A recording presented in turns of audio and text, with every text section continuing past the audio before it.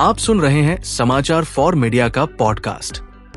Media और advertising जगत की हर बड़ी खबर, एक्सक्लूसिव इनसाइट्स और ट्रेंड्स अब सीधे आपके पास। 1. एशियानेट न्यूज नेटवर्क के चेयरमैन बने नीरज कोहली, सीईओ पद पर भी रहेंगे कायम। Asianet news network Pvt limited ने नीरज कोहली को अपना नया चेयरमैन नियुक्त किया है। कोहली इस नई भूमिका को संभालने के साथ साथ Asians digital technologies Pvt limited में अपने मौजूदा सीईओ के पद पर भी बने रहेंगे। कोहली की नेतृत्व क्षमता एशियानेट न्यूज नेटवर्क की मार्केट में स्थिति को और मजबूत बनाने में महत्वपूर्ण भूमिका निभाएगी। वो नेटवर्क के विभिन्न ब्रांड्स एशियानेट न्यूज मलयालम, एशियानेट सुवर्णा न्यूज कन्नड़ा और कन्नड़ा प्रभा डेली के सतत विकास और सफलता को आगे बढ़ाने का कार्य करेंगे। इससे पहले कोहली एशियानेट न्यूज नेटवर्क के चीफ फाइनेंशियल ऑफिसर सीएफओ के रूप में कार्यरत थे, जहां उन्होंने अपनी वित्तीय और संचालन संबंधी विशेषज्ञता से संगठन को मजबूती प्रदान की। उन्होंने Discovery Communications India, Bharti Airtel Limited और एलजी इलेक्ट्रॉनिक्स जैसी दिग्गज कंपनियों में भी नेतृत्वकारी भूमिकाएं निभाई है। कोहली को strategic financial planning, financial reporting, MIS, corporate finance, tax planning, internal controls व कंप्लायंस का 15 से अधिक वर्षों का अनुभव है। अब बढ़ते हैं अगले खबर की ओर। नेटफ्लिक्स ऑस्ट्रेलिया ने एम्पलीफाई ऑस्ट्रेलिया को बनाया lead creative agency. Netflix Australia ने एम्पलीफाई ऑस्ट्रेलिया को अपनी प्रमुख क्रिएटिव एजेंसी के रूप में नियुक्त किया है। इस कोलैबोरेशन की घोषणा एजेंसी ने अपने आधिकारिक लिंक्डइन पोस्ट के जरिए की। लिंक्डइन पोस्ट में लिखा गया, 2025 की शानदार शुरुआत के साथ एक रोमांचक खबर साझा कर रहे हैं। हमें ये घोषणा करते हुए गर्व हो रहा है कि नेटफ्लिक्स ऑस्ट्रेलिया ने एम्पलीफाई ऑस्ट्रेलिया को अपनी लीड क्रिएटिव एजेंसी के रूप में चुना है। एम्पलीफाई ऑस्ट्रेलिया के मैनेजिंग पार्टनर गैरेथ डेविस ने कहा, 2022 में पहली बार साथ काम करने के बाद से एम्पलीफाई को नेटफ्लिक्स ऑस्ट्रेलिया के लिए कई प्रभावशाली क्रिएटिव कैंपेन का हिस्सा बनने का सौभाग्य प्राप्त हुआ है। आप अंदाजा लगा सकते हैं कि हमारी टीम 2025 में इस साझेदारी को जारी रखने को लेकर कितनी उत्साहित है। हम नई क्रिएटिव आइडियाज लाने, स्टोरी टेलिंग को नए स्तर पर ले जाने, फॉर्मेट्स में बदलाव करने और नेटफ्लिक्स की सांस्कृतिक भूमिका को और मजबूत करने के लिए तत्पर है। उन्होंने आगे कहा, पहली ही बैठक से ये स्पष्ट हो गया था कि नेटफ्लिक्स और एम्पलीफाई दोनों ही संस्कृति में योगदान देने को बेहद महत्वपूर्ण मानते हैं। हमें नेटफ्लिक्स की विश्व स्तरीय एंटरटेनमेंट पेशकशों के साथ काम करने और इस दिशा में आगे बढ़ने का इंतजार है।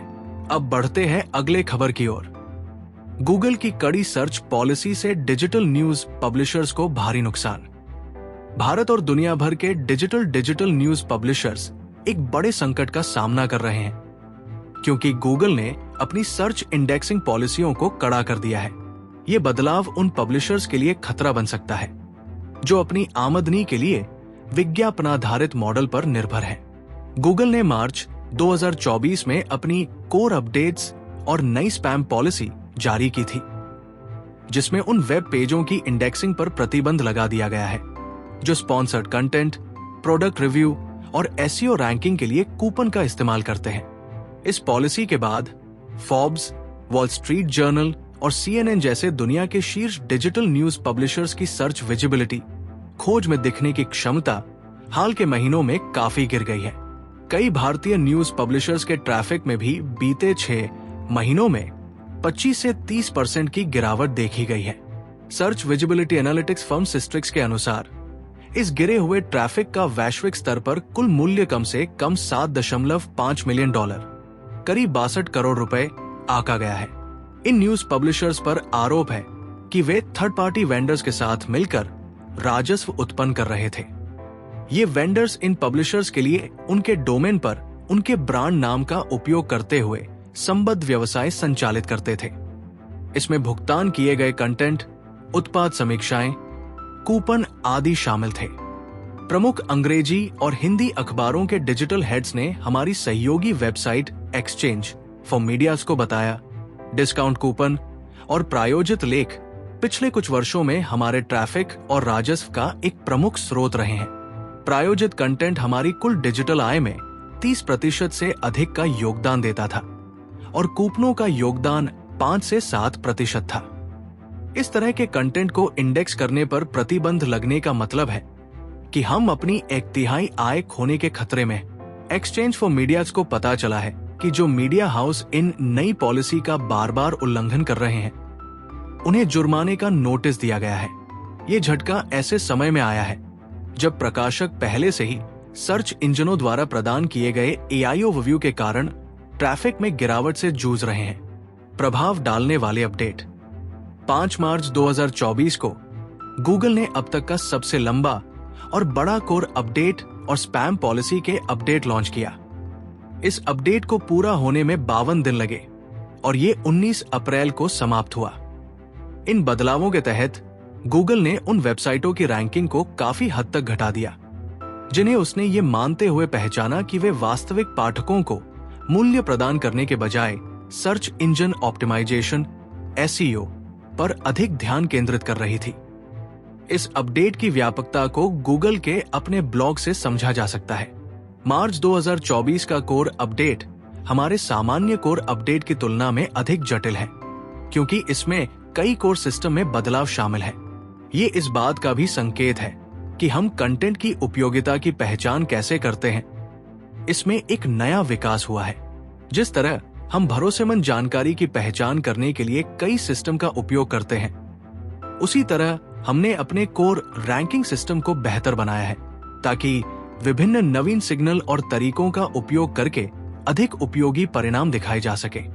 अब केवल एक ही संकेतक या सिस्टम इसका आधार नहीं होगा और हमने इस बदलाव को समझाने में मदद के लिए एक नया FAQ पेज भी जोड़ा है।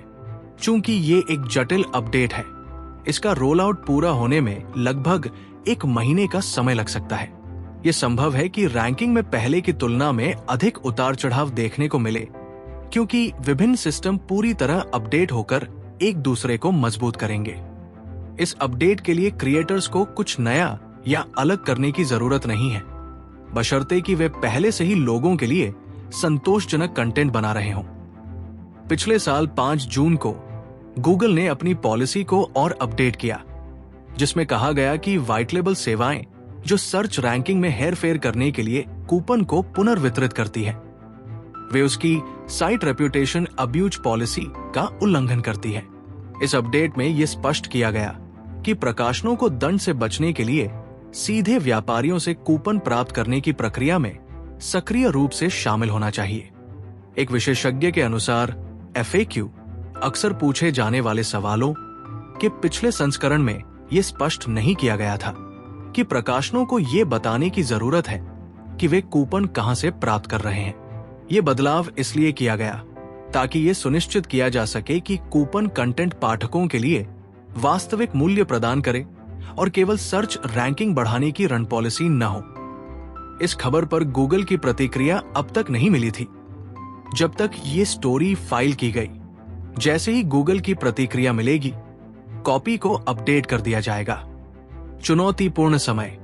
पब्लिशर्स की डिजिटल राजस्व से जुड़ी समस्या कई स्तरों पर फैली हुई है, जिनमें हर एक की अपनी जटिलताएं हैं। उदाहरण के लिए AI का प्रभाव बहुत बड़ा है, जैसा कि पिछले सप्ताह जारी की गई वोग रिपोर्ट में बताया गया है। रिपोर्ट में सियर इंटरैक्टिव के विश्लेषण का हवाला देते हुए कहा गया, AI ओवरव्यूज AIOs से पहले पब्लिशर्स को गूगल सर्च में ऑर्गेनिक प्लेसमेंट से लगभग 4% क्लिक थ्रू रेट CTR की उम्मीद होती थी। हालांकि अब गूगल सर्च में नो क्लिक ट्रेंड बढ़ रहा है, जिसमें 58.5% अमेरिकी सर्च या तो बिना किसी और एक्शन के रह जाती है या फिर केवल दूसरी सर्च में बदल जाती है। सिर्फ एक छोटी संख्या, लगभग 36% सर्च ही ओपन वेब तक पहुंचती है। संचालित सर्च और गूगल की नई पॉलिसीज का संयुक्त प्रभाव 2024 के दौरान ऑर्गेनिक विजिबिलिटी को कम करने और एड इंप्रेशंस को घटाने का कारण माना जा रहा है। इसके अलावा CPM कॉस्ट पर मिल रेट्स भी सालों से नहीं बढ़े हैं, बल्कि घटे हैं।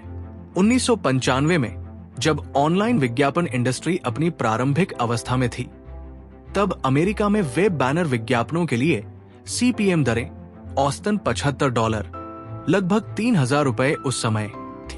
एक्सपर्ट्स के अनुसार साल 2000 में भारत में सीपीएम कॉस्ट पर मिल दरें ₹250 से लेकर ₹1000 या उससे अधिक तक होती थी, जो वेबसाइट की लोकप्रियता पर निर्भर करती थी। लेकिन वर्तमान में भारत में ऑनलाइन बैनर विज्ञापनों के लिए औसत सीपीएम दरें ₹50 से ₹150 के बीच रह गई है, जो विज्ञापन के प्रारूप, प्लेटफॉर्म और लक्ष्यीकरण जैसी विभिन्न चीजों से प्रभावित होती है। एक वरिष्ठ अधिकारी ने बताया, सीपीएम दरों में गिरावट का मुख्य कारण ऑनलाइन विज्ञापन स्थानों की भारी वृद्धि है। नए वेब पोर्टल्स और डिजिटल प्लेटफॉर्म्स के आने से विज्ञापन स्थानों की आपूर्ति बढ़ गई, जिससे पब्लिशर्स के बीच प्रतिस्पर्धा बढ़ी और विज्ञापनदाताओं के लिए दरें सस्ती हो गई। स्थिति को और खराब करने वाली बात यह है कि वर्षों से क्लिक थ्रू रेट्स सीटीआर भी घटी है, बजाय बढ़ने के। ऑनलाइन विज्ञापन के शुरुआती दिनों में सीटीआर बहुत अधिक था, कभी कभी 40% तक पहुंच जाता था। इसकी वजह यह थी कि इंटरनेट विज्ञापन नई चीज थी और विज्ञापन की अधिकता नहीं थी। लेकिन आज द्वप डिजिटल वीडियो एडवर्टाइजिंग प्लेटफॉर्म भी 0.3% सीटीआर को स्वीकार्य मानता है। यह दिखाता है कि समय के साथ विज्ञापन की प्रभावशीलता कैसे घट गई है, जिसका मुख्य कारण विज्ञापन की अधिकता, उपभोक्ता व्यवहार में बदलाव और एड फटीग है, इंडस्ट्री विशेषज्ञों का कहना है। एक अन्य विशेषज्ञ ने बताया, ट्रैफिक में ये गिरावट प्रोग्रामेटिक विज्ञापन को भी प्रभावित कर सकती है, क्योंकि ये पूरी तरह से ट्रैफिक वॉल्यूम पर निर्भर करता है। जब विज्ञापन इंप्रेशंस कम होंगे, तो विज्ञापन से होने वाली कमाई भी कम हो जाएगी, जो उन पब्लिशर्स के लिए बड़ी चिंता की बात है, जो पहले से ही सीमित मार्जिन के साथ काम कर रहे हैं। बढ़ती प्रतिस्पर्धा और चुनौतियों को देखते हुए ये स्पष्ट है कि प्रकाशक अब केवल विज्ञापन से वित्तीय स्थिरता हासिल नहीं कर सकते।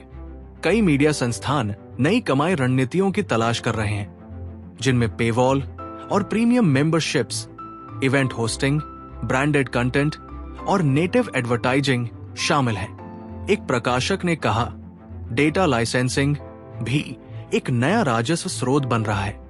कुछ प्रकाशक अपने उपभोक्ता इनसाइट्स, कंज्यूमर इनसाइट्स को एनोनिमाइज्ड डेटा सेट्स के रूप में विज्ञापनदाताओं और मार्केटर्स को बेचकर कमाई कर रहे हैं। आगे की राह। दलबैग एडवाइजर्स की एक रिपोर्ट के अनुसार भारत में डिजिटल न्यूज कंज्यूमर्स की संख्या 2026 तक 70 करोड़ तक पहुंचने की उम्मीद है, जो विभिन्न प्रारूपों में फैली होगी। भारतीय नागरिकों द्वारा न्यूज कंटेंट देखने में बिताया गया औसत समय 2020 में 44 मिनट प्रतिदिन से बढ़कर 2026 में 49 मिनट होने का अनुमान है, जिसमें डिजिटल न्यूज देखने में बिताया जाने वाला समय मुख्य रूप से इस वृद्धि को बढ़ावा देगा।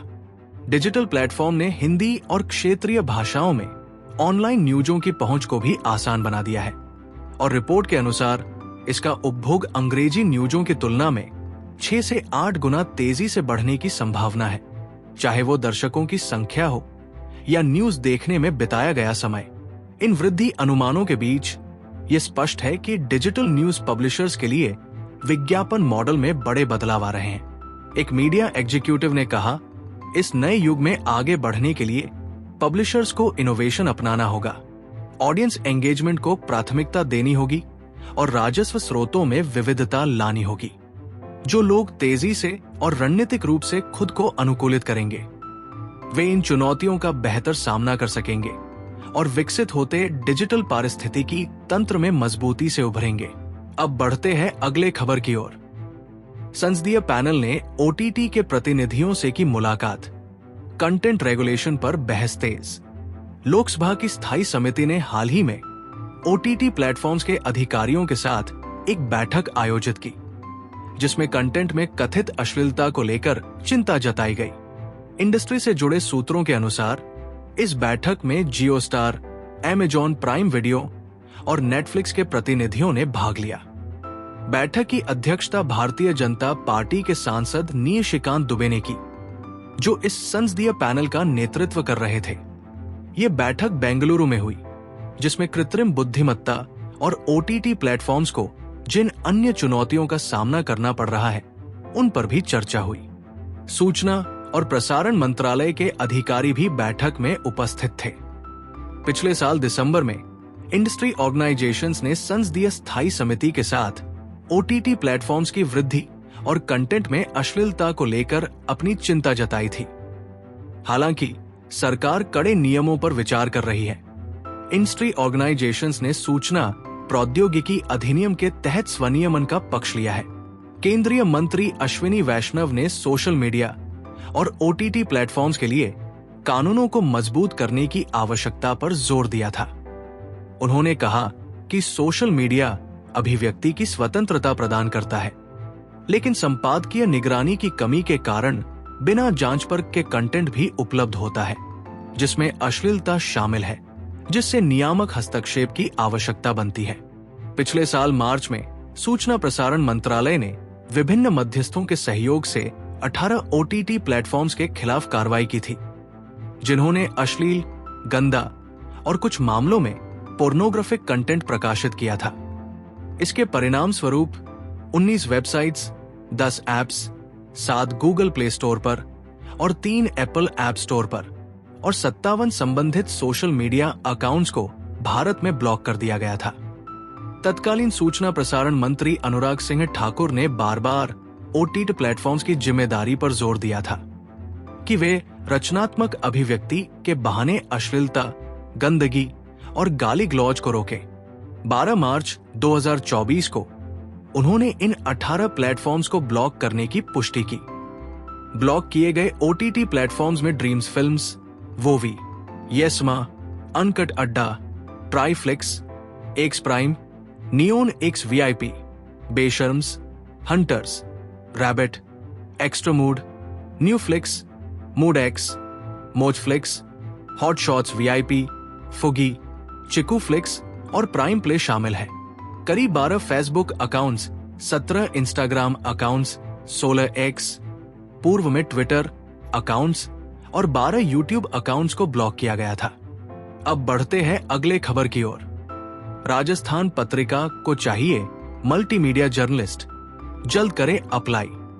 मीडिया के क्षेत्र में नौकरी तलाश रही महिला पत्रकारों के लिए ये शानदार मौका है, जहां न सिर्फ आप अपनी रिपोर्टिंग स्किल्स को निखार सकती हैं, बल्कि डिजिटल पत्रकारिता में नई ऊंचाइयों को भी छू सकती है। दरअसल राजस्थान पत्रिका को उदयपुर स्थित अपने ऑफिस के लिए फीमेल मल्टीमीडिया जर्नलिस्ट की जरूरत है। पदों की संख्या 2 है। इसके लिए यहाँ 3 इंटर्न की भी जरूरत है। सोशल मीडिया पर शेयर विज्ञापन के अनुसार इन पदों पर नियुक्ति के लिए आवश्यक योग्यता के तहत हिंदी टाइपिंग में दक्षता एवं अंग्रेजी भाषा का अच्छा ज्ञान होना चाहिए। इन पदों पर नियुक्ति के लिए शैक्षणिक योग्यता स्नातक है और अधिकतम आयु सीमा 30 वर्ष है। इस बारे में अधिक जानकारी प्राप्त करने या अपना अपडेटेड रिज्यूमे भेजने के लिए दिए गए मेल ID पर ईमेल करें। अब बढ़ते हैं अगले खबर की ओर। ETV भारत में वीडियो एडिटर के पद पर वैकेंसी, फ्रेशर्स भी कर सकते हैं अप्लाई। ETV भारत को अपने यहाँ वीडियो एडिटर की जरूरत है। इस पद पर नियुक्ति के लिए योग्य व इच्छुक आवेदकों से आवेदन मांगे गए हैं। ये नियुक्ति हैदराबाद के लिए होनी है। सोशल मीडिया पर शेयर विज्ञापन के अनुसार वीडियो एडिटिंग में काम करने का 1 से 2 साल का अनुभव होना चाहिए। वहीं फ्रेशर्स भी अप्लाई कर सकते हैं। काम का माध्यम हिंदी रहेगा। इस पद पर नियुक्ति के लिए आवेदकों को EDS, Adobe Premiere Pro, FCP जैसे सॉफ्टवेयर की जानकारी होनी चाहिए। इच्छुक आवेदक अपना अपडेटेड रिज्यूमे दिए गए मेल ID पर भेज सकते हैं। सोशल मीडिया पर शेयर विज्ञापन आप यहां देख सकते हैं। अब बढ़ते हैं अगले खबर की ओर। राणा यशवंत ने बताया, क्यों हुई प्रोटोकॉल तोड़कर कतर के प्रिंस की अगवानी। प्रधानमंत्री नरेंद्र मोदी ने कतर के अमीर शेख तमीम बिन हमद अल थानी के भारत आगमन पर प्रोटोकॉल तोड़कर स्वयं हवाई अड्डे पर आकर उनका गर्मजोशी से स्वागत किया। मोदी ने पालम टेक्निकल एरिया में कतर के अमीर का स्वागत किया। इस बीच वरिष्ठ पत्रकार राणा यशवंत ने अपने सोशल मीडिया पर एक पोस्ट कर बताया कि आखिर क्यों पीएम मोदी ने प्रोटोकॉल तोड़कर कतर के प्रिंस की अगवानी की। उन्होंने एक्स हैंडल पर लिखा, प्रधानमंत्री नरेंद्र मोदी अगर प्रोटोकॉल तोड़कर कतर के प्रिंस की अगवानी करने एयरपोर्ट जाते हैं तो जाहिर है कतर की बड़ी अहमियत है। ये यूं ही नहीं है कि प्रधानमंत्री ने साल भर पहले खुद कतर कर दौरा किया था और विदेश मंत्री एस जयशंकर साल भर में 4 बार कतर हो आए। दरअसल कतर इस्लामिक देशों में सबसे मालदार देश है जो दुनिया के अलग अलग हिस्सों में भी निवेश करता है। सबसे अधिक लगभग 50 अरब डॉलर का निवेश ब्रिटेन में है। आज की तारीख में लंदन के भीतर ब्रिटेन के राज परिवार से अधिक संपत्ति कतर के शासक अल थानी खानदान के पास है। एलएनजी यानी लिक्विड नेचुरल गैस का वो रूस और ईरान से बाद सबसे बड़ा उत्पादक है।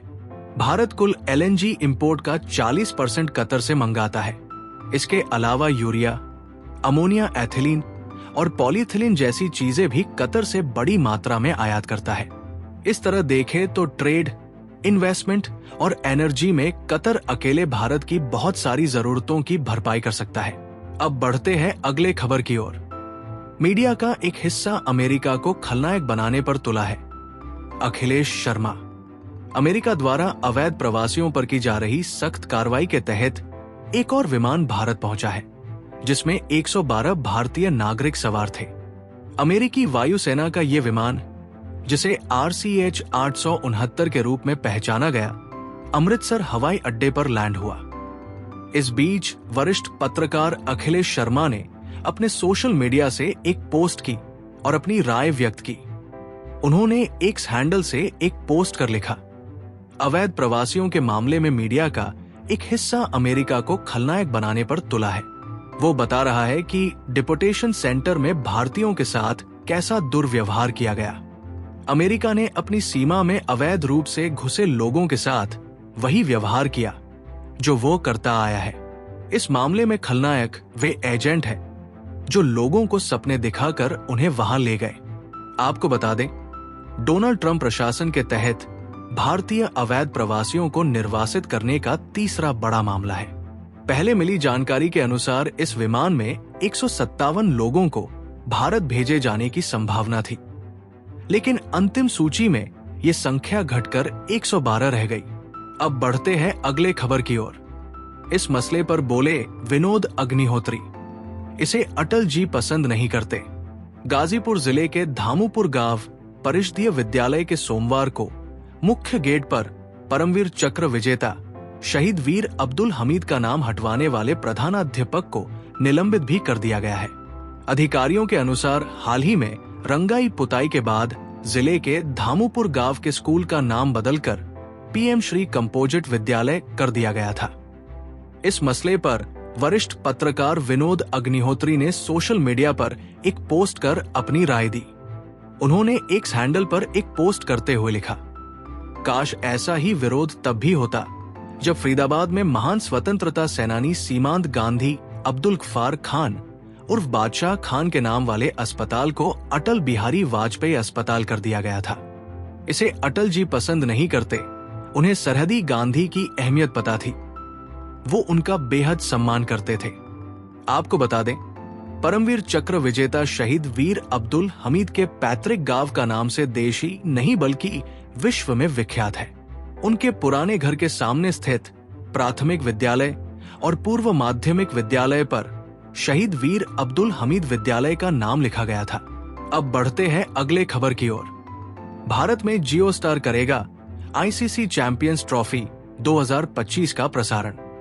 पाकिस्तान की मेजबानी में 19 फरवरी से चैंपियंस ट्रॉफी का आगाज हो रहा है, जो कि 9 मार्च तक चलेगा।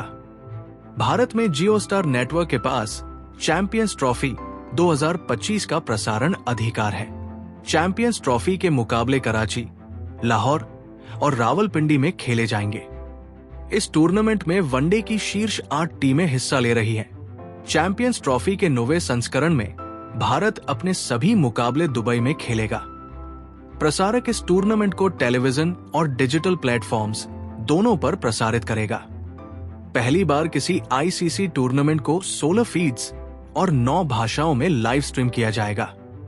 इनमें अंग्रेजी, हिंदी, मराठी, हरियाणवी, बंगाली, भोजपुरी, तमिल, तेलुगु और कन्नड़ शामिल हैं। जियो हॉटस्टार पर 4 मल्टी कैम फीड से लाइव स्ट्रीमिंग की जाएगी। टीवी पर अंग्रेजी फीड के अलावा स्टार स्पोर्ट्स और स्पोर्ट्स 18 के चैनल्स पर हिंदी, तमिल, तेलुगु, कन्नड़ में कवरेज होगा। इस टूर्नामेंट के प्रसारण के बारे में बात करते हुए जियो स्टार में कंटेंट के हेड स्पोर्ट्स सिद्धार्थ शर्मा ने कहा, आईसीसी मेंस चैंपियंस ट्रॉफी 2025 को हम दर्शकों के लिए अभूतपूर्व स्तर की देखने के विकल्पों और अनुभवों के साथ प्रस्तुत करेंगे। देश के सबसे बड़े लीनियर टेलीविजन स्पोर्ट्स नेटवर्क और सबसे बड़े डिजिटल स्पोर्ट्स प्लेटफॉर्म की संयुक्त ताकत के साथ इस प्रारूप का रोमांच न केवल गहरा और व्यापक होगा, बल्कि और भी इमर्सिव, इनोवेटिव और इंक्लूसिव होगा। हमने हर दर्शक के लिए, चाहे उनकी प्राथमिकता कुछ भी हो, एक ऐसा जुड़ाव या नवाचार का टच पॉइंट बनाया है जो हमारे टूर्नामेंट की प्रस्तुति को एक ऐसा अनुभव बनाता है जो पहले कभी नहीं देखा गया। अब बढ़ते हैं अगले खबर की ओर। आनंद विक्टन की वेबसाइट को ब्लॉक किए जाने पर एम ने जताया विरोध, उठाई ये मांग। Association of Indian Magazines M ने सूचना एवं प्रौद्योगिकी मंत्रालय मेटवाई द्वारा प्रमुख तमिल मैगजीन पब्लिशर आनंद विक्टन की वेबसाइट विकटन.com को ब्लॉक किए जाने पर कड़ी आपत्ति जताई है। एआईएम के अनुसार ये कार्रवाई 15 फरवरी 2025 को तमिलनाडु बीजेपी अध्यक्ष के अन्नामलाई द्वारा सूचना एवं प्रसारण मंत्रालय MIB में दायर एक शिकायत के बाद की गई थी। शिकायत विक्टन प्लस में प्रकाशित एक राजनीतिक कार्टून को लेकर की गई थी।